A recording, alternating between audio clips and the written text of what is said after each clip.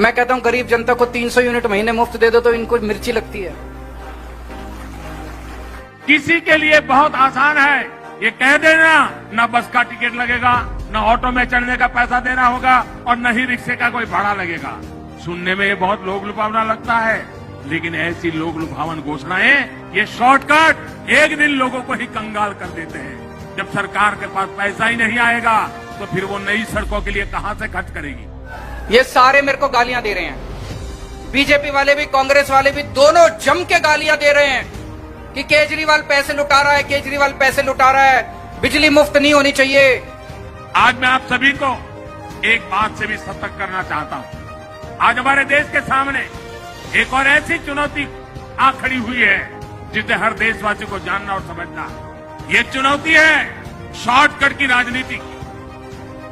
बहुत आसान होता है लोग लुभावन वायदे करके शॉर्टकट अपनाकर लोगों से वोट बटोर लेना। शॉर्टकट अपनाने वालों को ना मेहनत करनी पड़ती है और ना ही उन्हें दूरगामी परिणामों के बारे में सोचना पड़ता है। लेकिन ये बहुत बड़ी सच्चाई है कि जिस देश की राजनीति शॉर्टकट पर आधारित हो जाती है उसका एक ना एक दिन शॉर्ट सर्किट भी हो ही जाता है। शॉर्टकट की राजनीति देश को तबाह कर देती है।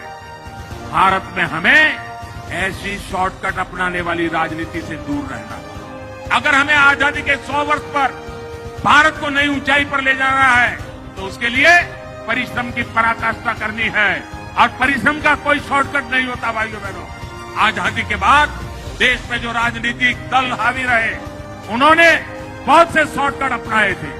इसका नतीजा ये हुआ कि भारत के साथ आजाद हुए देश भारत से बहुत आगे निकल गए, हम वही के वही रह गए।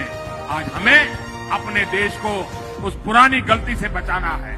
मैं आपको उदाहरण देता हूं। आज हम सभी के जीवन में बिजली कितनी जरूरी हो गई ये हम सभी देख रहे हैं। अगर बिजली ना हो तो मोबाइल चार्ज भी नहीं हो पाएगा, न टीवी चलेगा। इतना ही नहीं, गांव में टंकी बनी हो, नल भी लगा हो, बिजली नहीं है तो टंकी नहीं भरेगी, टंकी नहीं भरेगी तो पानी नहीं आएगा, पानी नहीं आएगा तो खाना नहीं पकेगा।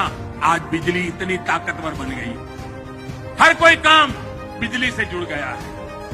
और भाइयों बहनों, अगर ये बिजली न होगी तो फिर शाम को डिबरी और लालटेन की रोशनी में रहना पड़ेगा। बिजली ना हो तो रोजी रोटी के अवसर, कल कारखाने सब बंद हो जाएंगे। लेकिन बिजली शॉर्टकट से पैदा नहीं की जा सकती। झारखंड के आप लोग तो जानते हैं कि बिजली पैदा करने के लिए पावर प्लांट लगाने पड़ते हैं, हजारों करोड़ रुपए का निवेश होता है। इस निवेश से नए रोजगार भी मिलते हैं, नए अवसर भी बनते हैं। जो राजनीतिक दल शॉर्टकट अपनाते हैं वो इस निवेश का सारा पैसा जनता को बहलाने में लगा देते हैं। ये तरीका देश के विकास को रोकने वाला है, देश को दशकों पीछे ले जाने वाला है। आज बाबा धाम से मैं आप लोगों को, सभी देशवासियों को इस शॉर्टकट की राजनीति से बचकर रहने का हृदयपूर्वक आग्रह कर रहा हूं। शॉर्टकट की राजनीति करने वाले कभी नए एयरपोर्ट नहीं बनवाएंगे, कभी नए और आधुनिक हाईवे नहीं बनवाएंगे, वे कभी भी नए एम्स नहीं बनवाएंगे, हर जिले में वो कभी मेडिकल कॉलेज नहीं बनवाएंगे। मैं आपको एक उदाहरण देना चाहता हूं। आज यहां झारखंड में हजारों करोड़ की नई सड़कों के लिए शिलान्यास और लोकार्पण हुआ है। किसी के लिए बहुत आसान है ये कह देना कि अब से झारखंड में न बस का टिकट लगेगा, न ऑटो में चढ़ने का पैसा देना होगा और न ही रिक्शे का कोई भाड़ा लगेगा। सुनने में ये बहुत लोग लुभावना लगता है, लेकिन ऐसी लोग लुभावन घोषणाएं, ये शॉर्टकट एक दिन लोगों को ही कंगाल कर देते हैं। जब सरकार के पास पैसा ही नहीं आएगा तो फिर वो नई सड़कों के लिए कहां से खर्च करेगी।